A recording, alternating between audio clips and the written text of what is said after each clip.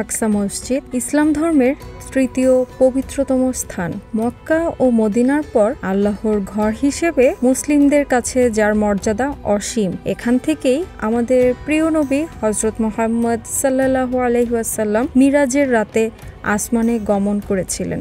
সারা দুনিয়ার মুসলিমরা বিশ্বাস করে আল আকসা হলো আমাদের ঈমানের অংশ, আমাদের হৃদয়ের অংশ।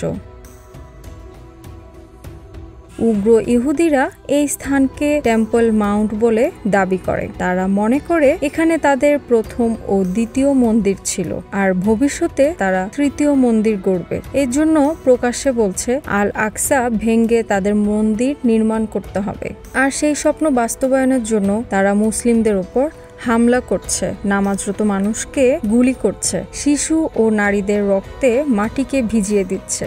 রমজান মাসেও দেখা গেছে যখন মুসল্লিরা ইবাদতে ব্যস্ত তখন ইসরায়েলি বাহিনী মসজিদের ভেতরে ঢুকে গুলি ছুঁড়েছে, গ্রেনেড ছুঁড়েছে, এমনকি কুরআনের কপিগুলো ছিঁড়ে ফেলেছে। ইতিহাস সাক্ষী, ইব্রাহিমী মসজিদ দখলের পর মুসলিমদের প্রবেশ সীমিত করে দেওয়া হয়েছিল।